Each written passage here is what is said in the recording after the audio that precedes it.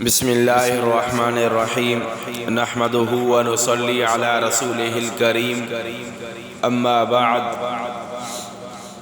کل نفس ذائقۃ الموت صدق اللہ مولانا العظیم۔ اللہ تعالیٰ فرماتا ہے، اے ایمان والو، تم کو تمہارے مال اور تمہاری اولاد اللہ کی یاد سے غافل نہ کر دیں، اور جو ایسا کرے گا ایسے ہی لوگ خسارہ پانے والے ہیں۔ اور جو کچھ اللہ تعالیٰ نے تم کو دیا ہے اس میں سے اس سے پہلے خرچ کر لو کہ تم میں سے کسی کی موت کا وقت آ جائے اور وہ کہنے لگے، اے میرے رب، مجھ کو تھوڑے دن کی مہلت کیوں نہ دی کہ میں خیرات کر دیتا اور نیک لوگوں میں ہو جاتا۔ اللہ تعالیٰ کو تمہارے سب کاموں کی خبر ہے۔ میرے دوستوں اور بزرگوں، اللہ تعالی ہم پہ رحم فرمائے، ہم اپنی غفلت سے ہوشیار ہو جائیں، اپنی نیند سے بیدار ہو جائیں اس سے پہلے کہ یہ شور ہو جائے کہ فلاں شخص بیمار ہو گیا ہے، مایوسی کی حالت میں ہے، کوئی اچھا ڈاکٹر لاؤ، کسی اچھے سے حکیم کو دکھاؤ۔ پھر حکیم اور ڈاکٹر بار بار بلائے جائیں اور زندگی کی کوئی بھی امید نہ دلائے۔ پھر اس کے بعد یہ آوازیں آنے لگیں کہ اس نے وصیتیں شروع کر دی ہیں۔ ارے دیکھو تو صحیح، اس کی تو زبان بھی بھاری ہو گئی،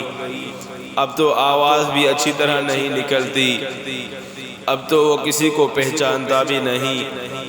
لمبے لمبے سانس بھی آنے لگے ہیں، کراہ بھی بڑھ گئی ہے،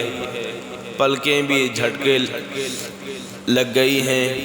اس وقت تجھے آخرت کے احوال محسوس ہونے لگیں گے، لیکن زبان تتلا گئی، اب کوئی بات کہہ بھی نہیں سکتا۔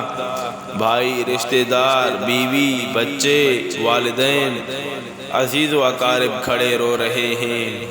کہیں بیٹا سامنے آتا ہے، بیوی سامنے آتی ہے، مگر زبان کچھ نہیں بولتی۔ اتنے میں بدن کے اجزاء سے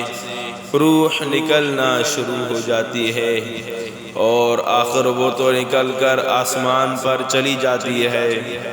عزیز و اقارب جلدی جلدی دفنانے کی تیاری شروع کر دیتے ہیں، تھوڑی دیر بھی نہیں رکھیں گے، ابے جلدی اٹھاؤ، جلدی اس کو اٹھاؤ، میت کو اٹھاؤ، جلدی میں میت کو دفن کر دو، جلدی میں اس کا جنازہ پڑھو، ابے تیرا گھر ہے، تجھے اپنے ہی گھر سے نکالیں گے، تیرا اپنا گھر ہے، تجھے اپنے ہی بیڈ سے، وہ بیڈ جس پہ تو آرام سے سوتا تھا، میٹھی نیند سوتا تھا، اس میٹھی نیند سے تجھے اٹھائیں گے، تجھے تیرے گھر سے نکال کر باہر کر دیں گے۔ ہاں، تیرے ہاتھ میں جو گھڑی پہنی ہوئی ہے اس کو بھی وہ اتاریں گے، تمہارے کپڑے جو آج شرم کی وجہ سے کسی کے سامنے نہیں پہنتے، وہ کپڑے بھی کل پتہ نہیں کتنے لوگ کھڑے ہوں گے، ان کے سامنے ہمارے کپڑے اتارے جائیں گے۔ اور اس کے بعد آج ہم اپنے آپ کو خود غسل کرتے ہیں، اچھے سے صابن لگاتے ہیں اور اچھے سے شیمپو استعمال کرتے ہیں، لیکن وہ ایک پھٹے پہ لٹا کر اور پانی کی بالٹیاں بھر کر لا کر وہ ہمارے اوپر ڈال دیں گے، اور اس کے بعد ایک سفید سے کپڑے کے اندر اللہ کرے وہ بھی ہم سب کو نصیب ہو، ایک سفید کپڑے کے اندر جس کو کفن کہا جاتا ہے، اس کے اندر ہم کو ڈالیں گے اور اس میں لٹائیں گے اور وہ کفن پہنائیں گے، اور اس کے بعد ہمارا چہرہ دکھایا جائے گا کہ جی ان کا چہرہ تو دیکھو، جی چہرہ دیکھو اس کا۔ اور اس کے بعد عزیز و اقارب جلدی دفنانے کی تیاری شروع کر دیتے ہیں۔ عیادت کرنے والے رو دھو کر چپ ہو جاتے ہیں، دشمن خوشیاں مناتے ہیں، عزیز رشتہ دار مال بانٹنے میں لگ جاتے ہیں، اور مرنے والا اپنے اعمال میں پھنس جاتا ہے۔ اوئے ہوئے جو اعمال کر رہے ہیں ان کا کل قیامت کے دن حساب دینا ہوگا۔ یہ حقیقت ہے اس زندگی کی، یہ زندگی ہے کل۔ جب ہم اس دنیا میں آئے تھے تو ہمارے دائیں کان میں اذان دی گئی اور اس کے بعد بائیں کان میں اقامت دی گئی۔ تو ابھی دیکھیے اذان بھی ہو جاتی ہے اور اس کے بعد تکبیر اقامت بھی ہو جاتی ہے، تو اس کے بعد زندگی اور اس کے بعد اذان اور اقامت کے بعد کوئی بھی ٹائم باقی نہیں رہتا، پھر اس کے بعد فوراً نماز ادا کر دی جاتی ہے۔ تو ہماری جو ہے جنازے کی نماز رہ گئی ہے، ہماری زندگی کی اذان بھی ہو گئی ہے، اقامت بھی ہو گئی ہے، اور اب ہماری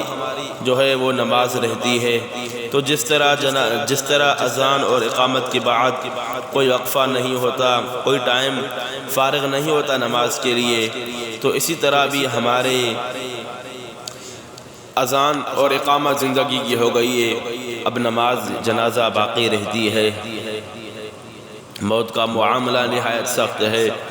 اور ہم لوگ اس سے بہت غافل ہیں، اپنے مشاغل کی وجہ سے اس کا ذکر ہی نہیں کرتے،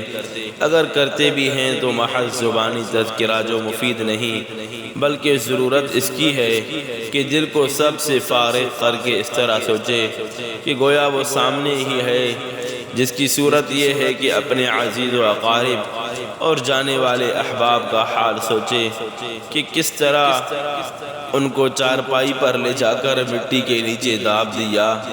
ان کی صورتوں کا، ان کے اعلیٰ منصبوں کا خیال کرے اور غور کرے کہ اب مٹی نے کس طرح ان کی اچھی صورتوں کو پلٹ دیا ہوگا،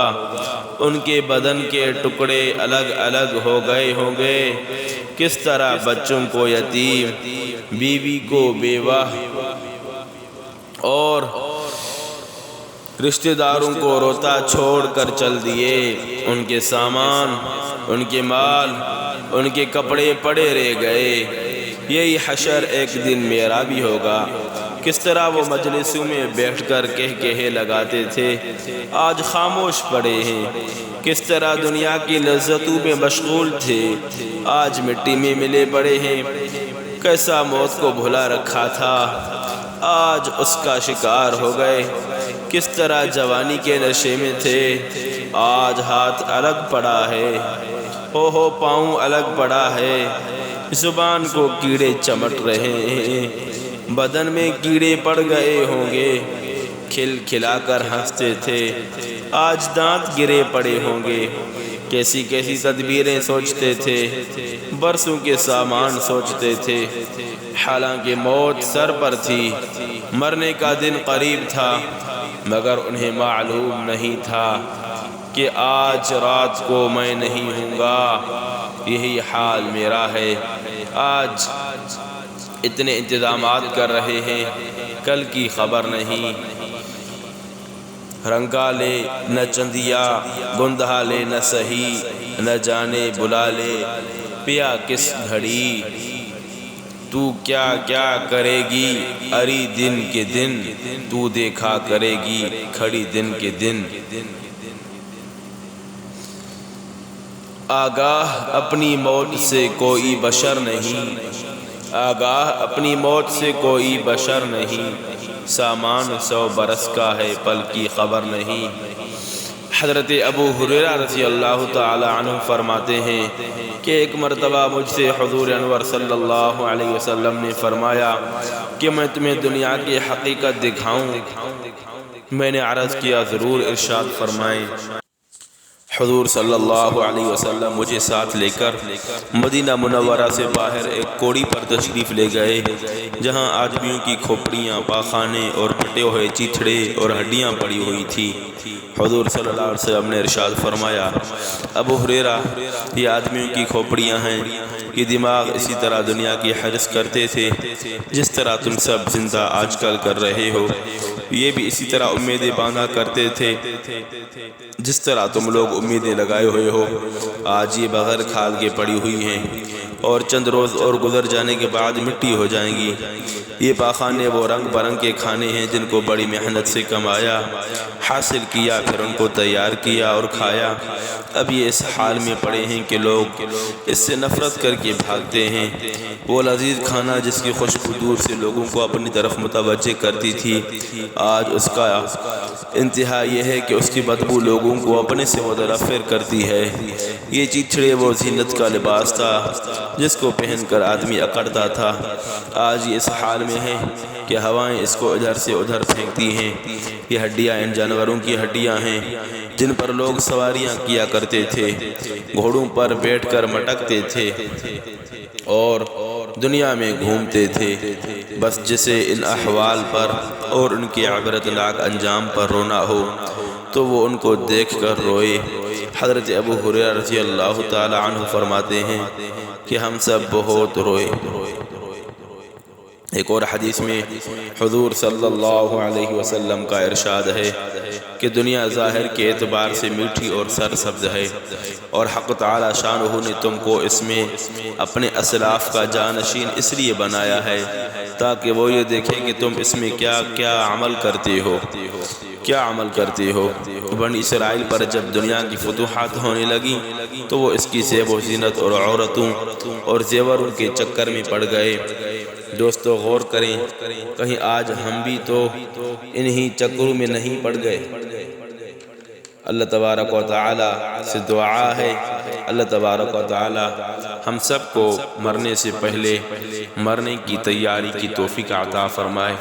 اللہ تعالی قبر کی منازل آسان فرمائے، اللہ تعالی رحم والا معاملہ فرمائے، آسانی والا معاملہ فرمائے۔ اللہ تعالی سے دعا ہے ہم سب جو غافل ہیں اپنی موت سے، اللہ تعالی ہم سب کا ایمان پہ خاتمہ فرمائے اور موت کے وقت کلمہ شہادت اشہد ان لا الہ الا اللہ و اشہد ان محمد عبدہ و رسول نصیب فرمائے۔ اللہ تعالی ہم سب کے حال پر راضی ہو، ہم سب سے اللہ تعالی راضی ہو، اللہ تعالی ہماری مغفرت کاملہ فرمائے۔ آمین ثم آمین۔